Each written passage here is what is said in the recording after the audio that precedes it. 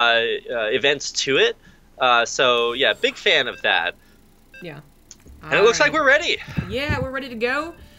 I'm gonna officially make that tweet. There it is. And yeah, it's a best of 3. And it's a lot. It should be a nice day of casting, to be honest. I'm always excited to cast Korean StarCraft, and even though I'm only on 2 hours of sleep from casting earlier, I'm totally ready to go.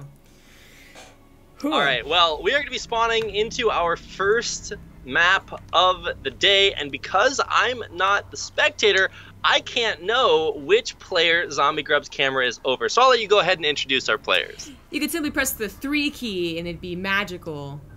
Wow. I know, man. Now you know. But yeah, I'll do the first one anyways. In the bottom right, as the blue Zerg, it is Leenock. I'll do the sound effects. And his opponent across Ascension to Irely is our red Protoss player, herO. Man, that's another one of those things that, like, you know, similar to the timer getting like that hour at the 44-minute mark. Oh yeah. That's a, you know, run of the past. So is, I guess, the latter edition. I guess if anyone who's always just seen the LE and been like, I don't know what that means, that must be some official Blizzard thing. It was technically, because so many people were making like tournament editions or like GSL editions, TE. It was tournament edition. There's even like, I think there was like one more acronym, but I don't remember what it was for. And then LE was put in. Was it SE? Okay. Yeah, there's special editions of maps that had like different map artifacts in them. And then tournament editions, like for a while, there were a lot of like there's some community controversy over different aspects of certain maps, especially because the maps in the very early Wings of Liberty map pool were like really diverse. I mean, you had things like Steps of War that legitimately professional games were played on. Like, yeah, so eventually tournaments were just like, hey, we've heard a lot of feedback, we're gonna change this up a little bit, and I think that's kind of good. A few seasons of GSL ago, players figured out that on one of the maps you could put a pylon on one side of an unpassable gap and then build a cannon across the gap so it was impossible to kill the pylon without running way far around. I'm like, okay, well, that just needs to not be there anymore. So yeah, some interesting changes. But yes, this is the ladder edition being played in a tournament, which also makes it, I guess, the tournament edition. But we can actually talk about the game itself. It's going to be 3 hatcheries already up here for Leenock, with the third one about halfway completed. And what really telegraphs that it's okay to do that, Zombie Grub? Well, not much yet. Leenock, they both haven't gotten scouting, so Leenock, I think, is just going with what is usual as a Protoss, you know, facing a Protoss player. But herO is not a usual Protoss player. I think that Leenock is totally prepared to deal with a double gateway opener, which it is. It's just that he will have to, like, recognize it, and he does now with the Overlord, and actually make a couple of lings, which is just what herO is really hoping for. If he gets, like, 4+ drones, it's a pretty effective opener, especially if he gets out of there with any amount of adepts. But yeah, he's gonna have to defend before actually utilizing that third base. Yeah, so he's going to be forced to pull drones and lose a little bit of mining time, and with the third hatchery just completing, I mean, there's no drones up there to worry about. This one queen should be able to at least push around these adepts, but they are going to be a little bit annoying, and we do get to see the Stargate as the follow-up to this, so pretty traditional. I don't think this is really going to surprise Leenock at all. Yeah. The adepts actually choose a shade in the main base, which was quite dangerous. They were already getting so low from being caught by the lings. 2 more adepts come forward here, but they're not really going to get very much. In fact, speed even kicks in, so they really shouldn't be getting very much. Definitely shouldn't shade in there. Guys in chat, let me know if the audio quality is good. I tried to test beforehand a couple local recordings, but I don't know. It's really up to you guys. So I'm gonna guess that the game sound is too low, but yeah, definitely let me know. It's a 2-minute delay, so it might take me a while to fix it. We'll get it perfected. Zombie Grub's not listening to me. I'm like, yeah, chill, guys. So, we're delayed a little bit. Yeah, a little bit.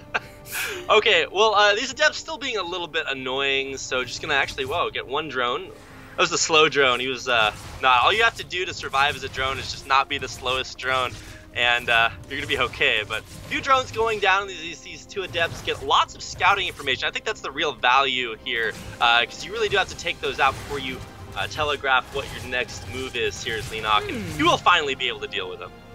I was gonna say, like, you know, the 2 adepts early on died, the next 2 didn't do very much. If those 2 only got 2 to 4 drones. I'd say that just like wasn't worth the opener, but 8 drones, well, that actually makes me wonder. That might have been worth the insistence of the Adepts. Yeah, and here comes phase 2. It's going to be oracles, but right on time. Spore crawlers popping. This is really kind of the hallmark of a pro player. It's that even without scouting, you just kind of know what to expect and know what timings you need to hit. We got a chance to see in SSL yesterday what it looks like when players just don't have detection or anti-air up when they need it.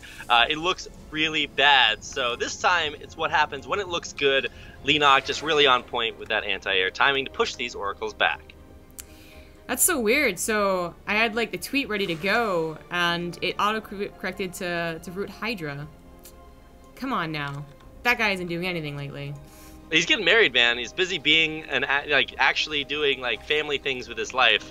Yeah, I'm just here casting StarCraft, so I think we can see who the true winner is. Yeah. Oh, there's an underscore. That's what got me. Ah, well, here we go. Luckily, copy paste exists, so that was an easy fix. Thanks for pointing that out, guys. So yeah, the oracles combined with even just a handful of adepts can be a fearsome combo. They can definitely take out queens, and certainly a lot of lings. Which there's like 2 queens, a lot of lings. I mean, that might be fair on the ramp. Go straight for the queens of the oracles. Yeah, and he's gonna target everything down here. Those 2 queens will.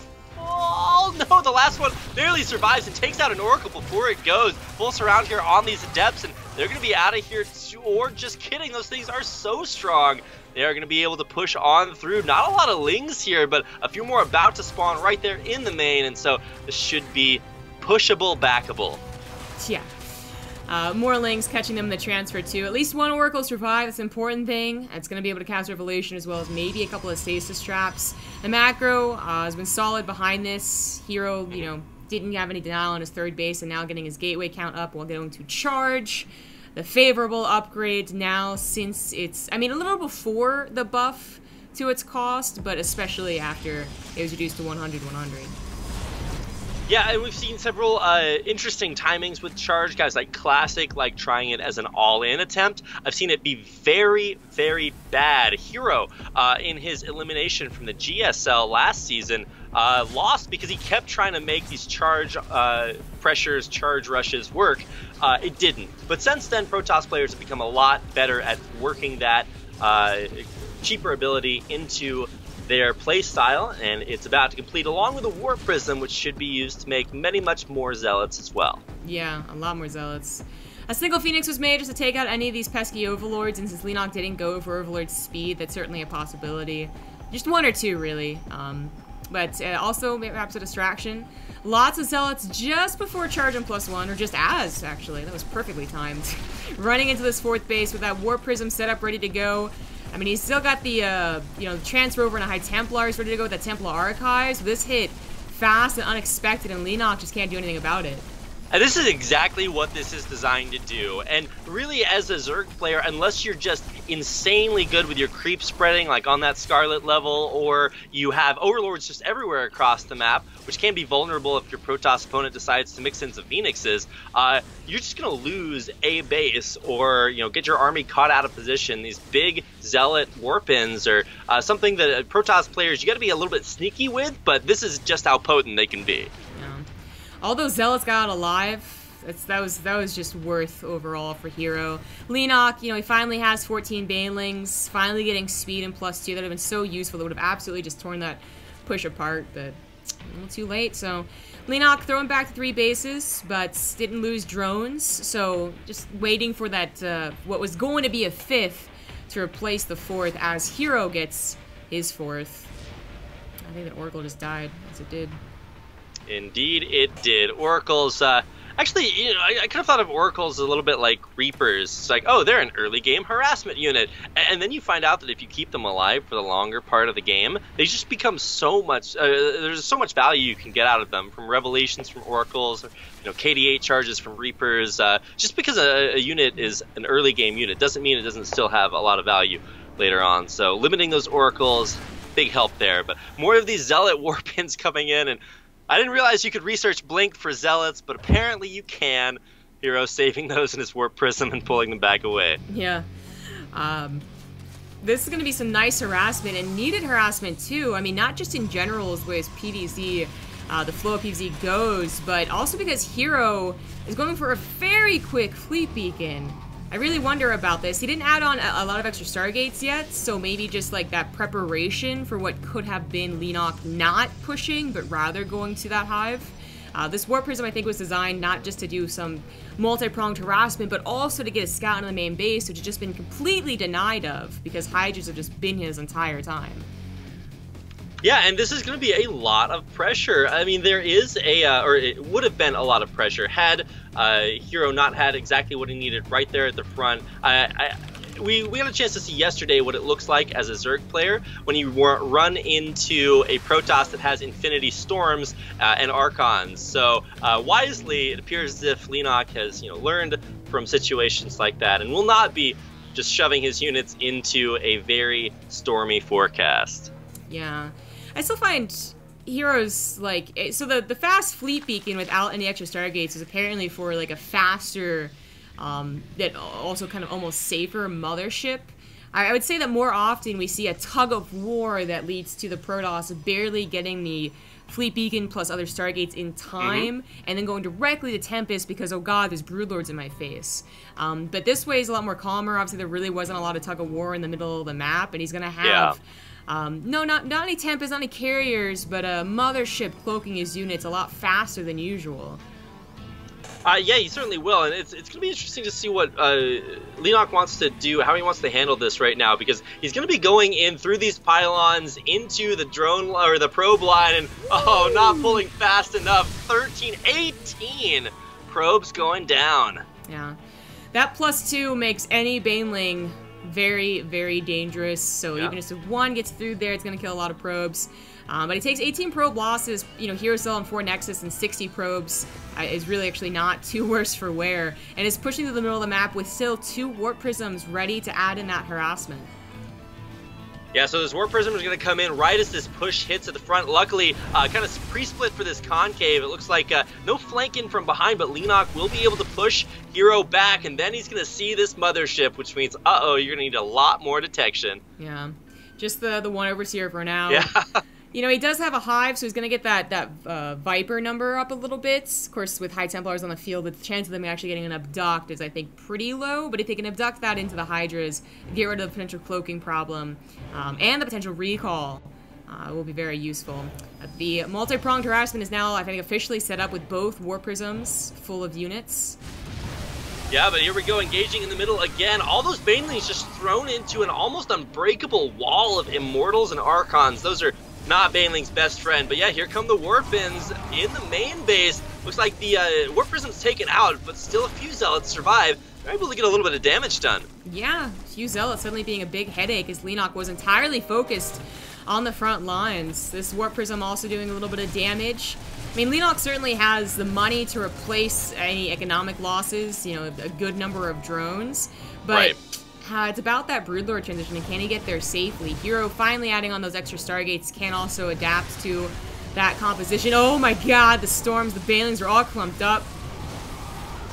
Running even underneath that mothership, herO a little bit forced to storm his own unit, but he just has infinite amounts of storms. The ability to run through this really just shows how many resources, how many units Leenock does have. A literal swarm overrunning herO's army. Yeah, there wasn't a lot of protection for those very valuable units. All the charge-out Warpins were used in the harassment and this attack here, which unfortunately was kind of ill-timed. It was after everything was cleaned up on the front line, so easy cleanup for Leenock, who is on 5 bases with his middle base here, 75 drones, and just now has 100 supply lead. herO probably should have just backed off, man. Like, given Leenock his space, if he got the Tempests, his army probably is still looking really good.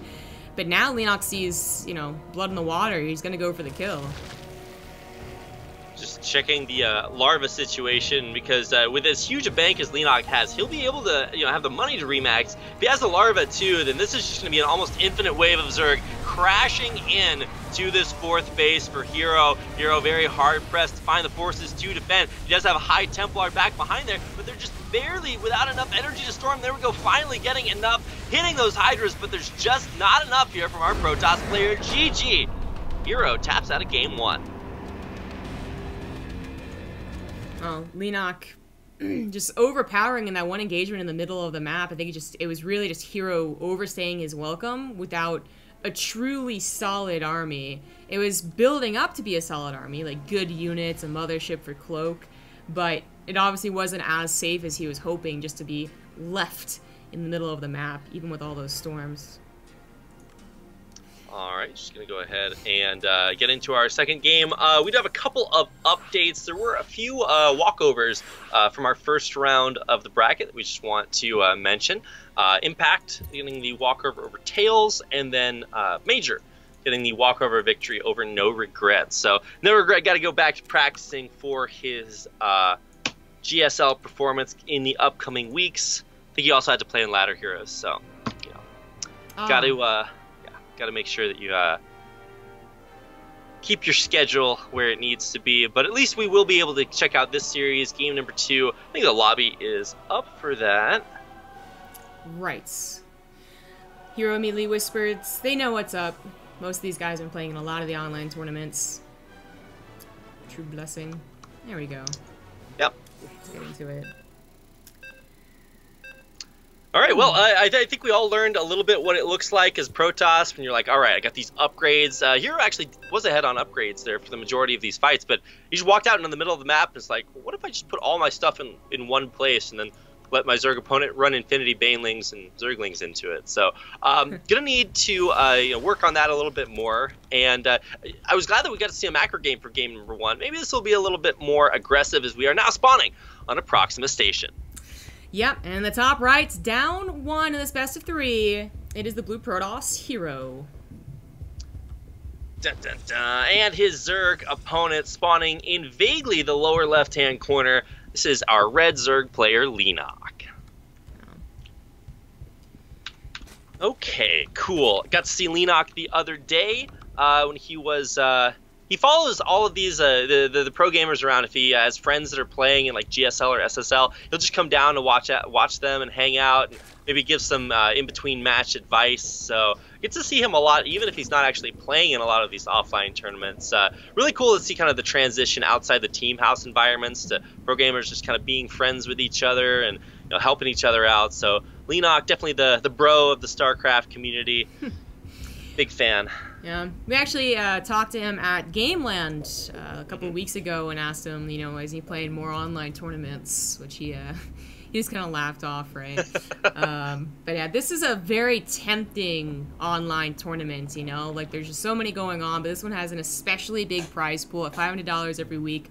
First place $300, second place $200, and then of course points adding up to that chance to get to the playoffs, which is like the playoffs itself is a whole another $5,000. So that's I think it's a pretty good price tag. I think that maybe these guys should be telling their friends about it, but are probably like, I also kind of want the money. So like less innovations, less heroes, the better.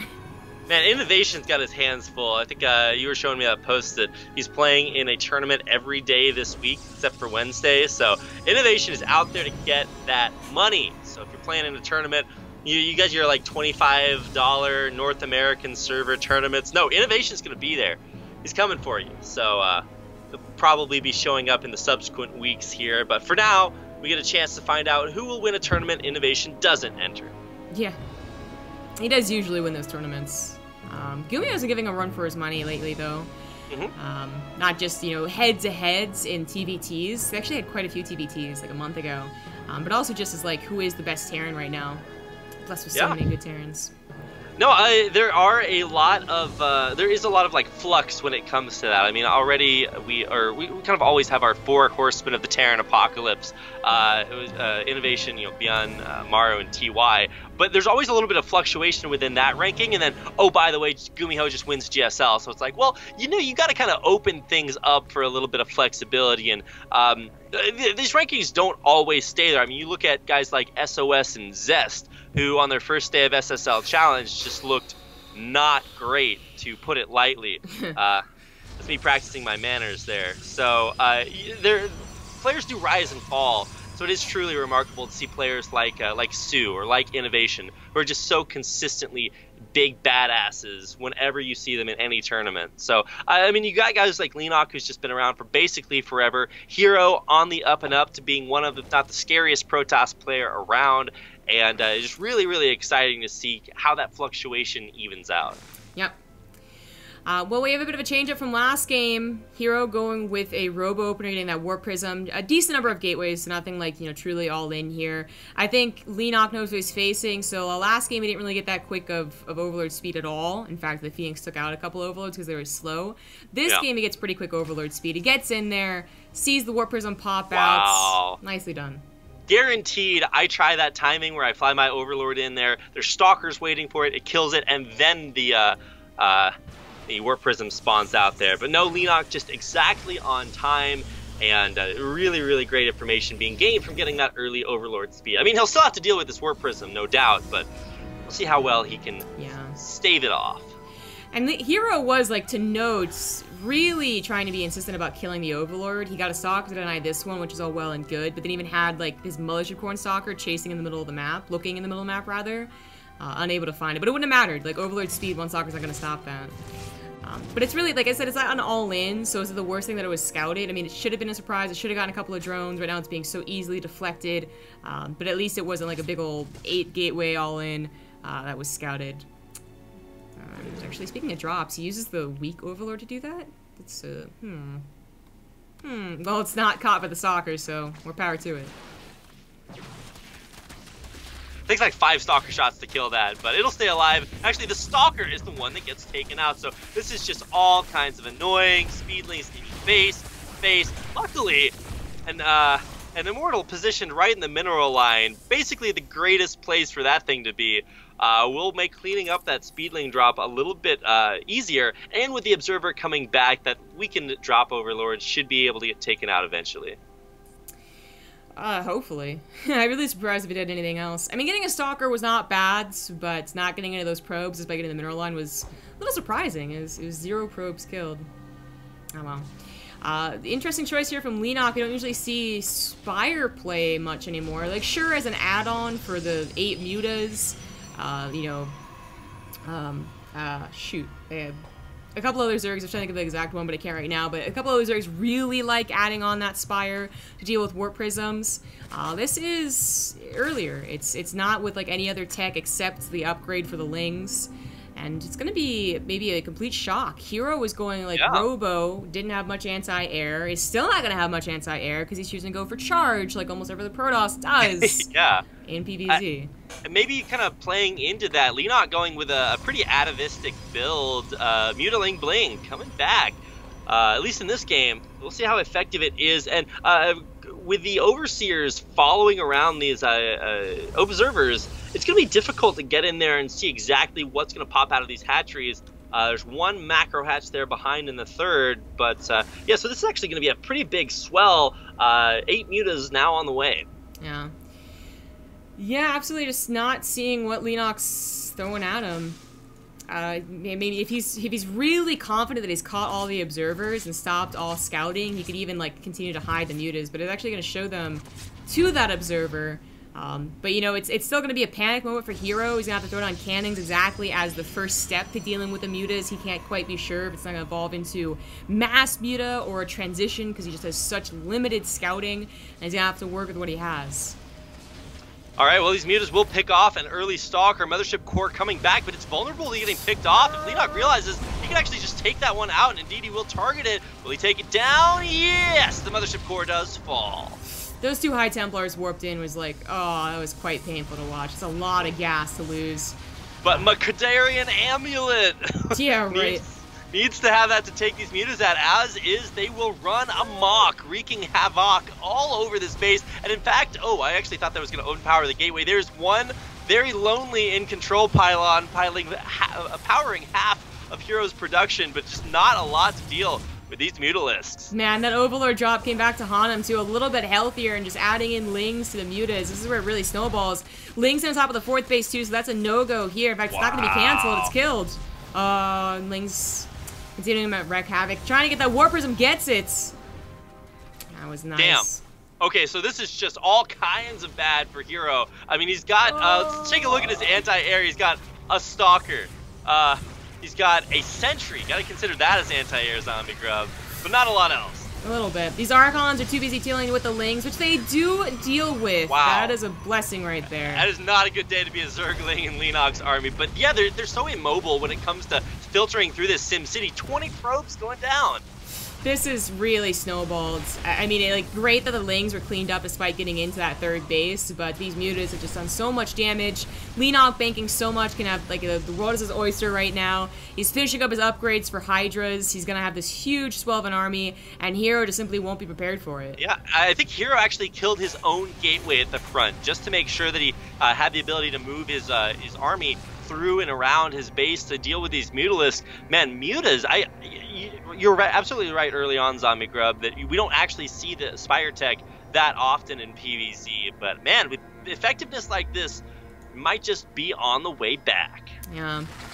Hey, so you see that they don't open them with Stargate, and you actually confirm they open up with a Robo. More power to the Spire. But, I mean, herO is trying to respond, like, he's either trying to respond when he knows his attack at the front, or was planning on trying to all in, but it doesn't matter. No, that's when you GG right there. It's like, all right, guys, what if my Archon moves forward and just kills everything?